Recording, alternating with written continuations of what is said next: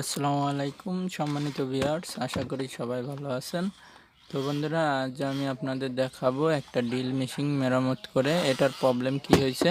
এটা কিছুদিন চলার পরে নষ্ট হয়ে গেছে, নতুন ড্রিল মেশিন ব্ল্যাক বেয়ার। তো বন্ধুরা, এটা 950 ওয়াট 3000 মিলি। তো বন্ধুরা, 230 ভোল্ট এটা ইনপুট করা যাবে, 50 হর্স পাওয়ার এটা। তো বন্ধুরা, এটা প্রবলেম হচ্ছে,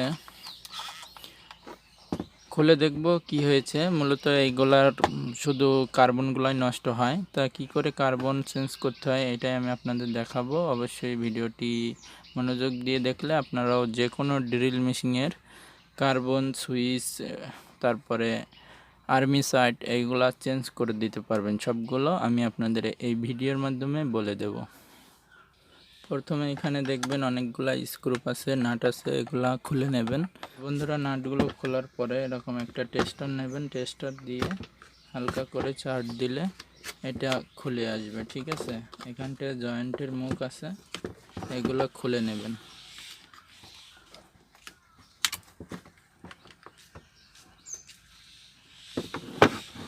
দেখুন বন্ধুরা, এভাবে খোলার পরে প্রথমে আপনারা পরীক্ষা করতে পারেন সুইচ পর্যন্ত তারটি ভালো আছে কি। ড্রিল মেশিন না চললে প্রথমে এই তারটি দেখবেন যে তারটি ভালো আছে কি। এখানে আর এখানে টাচ করে সিরিজ লাইনে দিয়ে দেখবেন। এই দুইটা হচ্ছে শর্ট করে দিয়ে সিরিজ লাইনে দেখবেন ভালো আছে কি তারটি। তার ভালো থাকলে তারপরে দেখবেন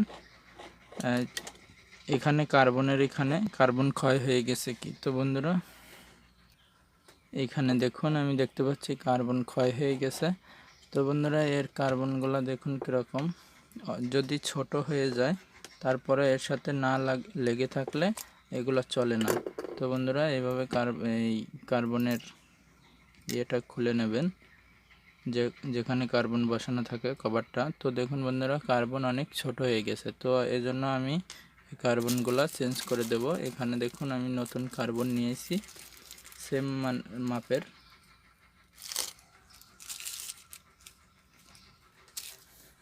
দেখুন এই কার্বনের বিভিন্ন রকমের দাম আছে, 35 টাকা দাম আছে, অথবা 70 থেকে 80 টাকা 90 টাকা দামেরও কার্বন আছে, ঠিক আছে। আপনারা যেরকম দামি লাগাবেন ততদিন সেরকম লাস্টিং করবে। তো বন্ধুরা দেখুন, এখানে এইটা দেখলে হবে না, দেখতে হবে এর ভিতরে আমাদের এটা ঢিলা থাকে কি, ঠিক আছে। যদি টাইট থাকে সেক্ষেত্রে কার্বন অনেক তাড়াতাড়ি দ্রুত নষ্ট হয়ে যায়, ঠিক আছে বন্ধুরা। এখন আমরা এর ভিতরে ঢুকিয়ে দিলে হয়ে যাবে কার্বন লাগানো। বেশি কোনো কঠিন কিছু না, খুব সহজে এগুলা লাগিয়ে দিতে পারবেন। তো বন্ধুরা দেখুন,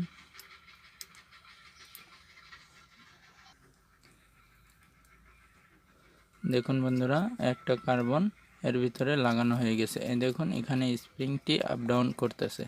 তো এইভাবেই কার্বন টাইট হয়ে লেগে থাকে, তারপরে জিনিসটা চলে।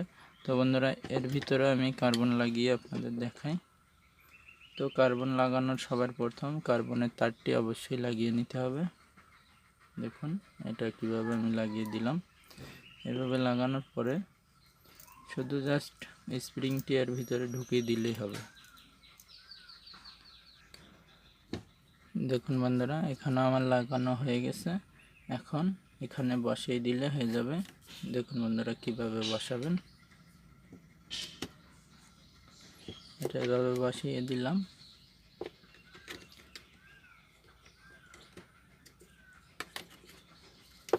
এটা আমি এভাবে বসিয়ে দিলাম দুই সাইডে চাপ দিয়ে।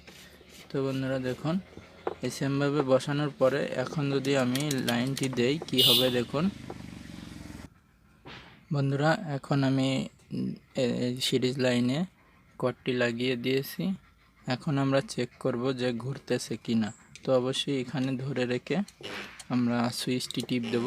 দেখুন বন্ধুরা, সিরিজ লাইন ডাইরেক্ট জ্বলতেছে অথচ ঘুরতেছে না। তো কী জন্য ঘুরতেছে না, এটা মনে করবেন যে আরও কোনো প্রবলেম আছে, এই জন্য ঘুরতেছে না। তো আপনাদের বলবো এটা কোনো বিষয় না, আপনারা খুলে রেখে চেক করবেন না। এখন কি করবেন, কভারটি আমরা লাগিয়ে দেখব। এই কভারটি লাগানোর পরে দেখবেন নাটগুলা ভালো করে টাইট দিলে এক চান্সে ঘুরে যাবে, মানে কোনো ডিস্টার্ব হবে না। কি জন্য ঘুরে না আমি বলি, এখানে এটা যদি টাইট থাকে তাহলে ঘুরবে, আর যদি এটা নড়াচড়া করে সেক্ষেত্রে ঘুরবে না, ঠিক আছে।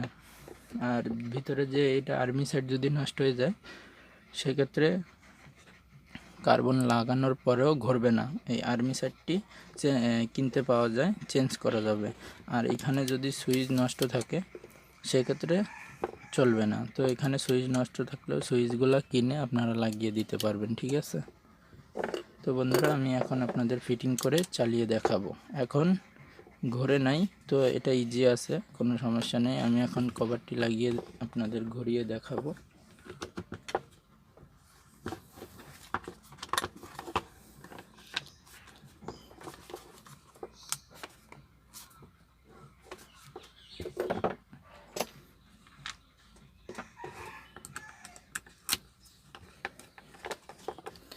তো বন্ধুরা নিম্নে এখানকার এই 3টা নাট অবশ্যই লাগাতে হবে, 3টা অথবা 4টা লাগিয়ে তারপরে চেক করবেন যে ঘুরতেছে কি না, ঠিক আছে। এবার আমি সিরিজ লাইনে দেব, ঘুরতেছে কি না এটা দেখাবো।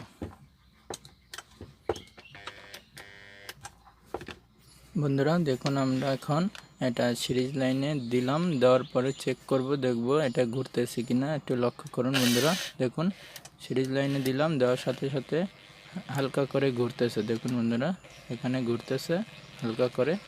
তো আর সিরিজ বাল্বটি জ্বলে থাকতেছে ডাইরেক্ট, কী জন্য, এখানে অনেক বেশি লোড, কারণ 950 ওয়াটের একটা ড্রিল মেশিন। এটা সিরিজ লাইনে চেক দেবেন, চেক দেওয়ার পরে এরকম ঘুরবে, তারপর সিরিজ জ্বলে যাবে। তো এরকম ঘুরলে এরপরে আপনারা ডাইরেক্ট লাইনে দিয়ে চেক করতে পারেন, আর কোনো প্রবলেম নাই, ঠিক আছে। আর নাট না লাগানো, যদি নাটগুলো আপনারা না লাগিয়ে থাকেন তাহলে কিন্তু ড্রিল মেশিনটি কখনো এরকম ঘুরবে না, ঠিক আছে। দেখুন আমি এখানে এই কয়টা নাট লাগানোর পরে ড্রিল মেশিনটি ঘুরতেছে। এর আগে কোনো রকমে এর ভিতরে যদি হালকা কোনো রকম লুজ থাকে সেক্ষেত্রেও কিন্তু ড্রিল মেশিনটি ঘুরবে না। দেখুন বন্ধুরা ড্রিল মেশিনের খাপে সুন্দর করে বসে গেছে। এখন আমি ডাইরেক্ট লাইনে দিয়ে আপনাদের চেক করে দেখাবো ড্রিল মেশিনটি কীরকম চলতেছে। দেখুন বন্ধুরা,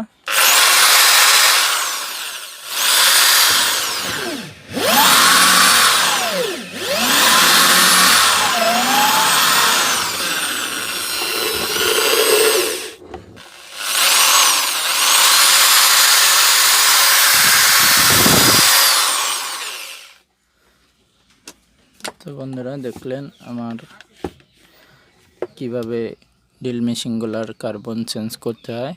তো বন্ধুরা ভিডিওটি যদি ভালো লেগে থাকে অবশ্যই একটা লাইক করবেন, কমেন্ট করবেন, শেয়ার করবেন। আর চ্যানেলে যদি নতুন হয়ে থাকেন অবশ্যই চ্যানেলটি সাবস্ক্রাইব করে পাশে থাকা বেল আইকনটি ক্লিক করে রাখবেন। তো বন্ধুরা আমার চ্যানেলে নিয়মিত ভিডিও আপলোড করা হয়, শুধু আপনাদের শেখানোর জন্যই ভিডিওগুলো আপলোড করা হয়, যাতে আপনারা ইলেকট্রনিক্স কাজগুলা আপনারা শিখতে পারেন, নিজেদের কাজগুলোও নিজেরা করতে পারেন এরকম। তারপরে আপনারা কাজগুলো শিখে অন্যের কাজও করতে পারবেন। এই জন্য আমার চ্যানেলে নিয়মিত ভিডিও দেওয়া হয় যে কোনো ইলেকট্রনিক বিষয়ে, বিশেষ করে টিভির বিষয়টা বেশি করে শেয়ার করা হয়, ভিডিওগুলো আপলোড করা হয়। আপনারা অবশ্যই আমার চ্যানেলে নতুন হয়ে থাকলে ভিডিও অপশানে গিয়ে দেখবেন ভিডিওগুলো। ধন্যবাদ সবাইকে, আসসালামু আলাইকুম।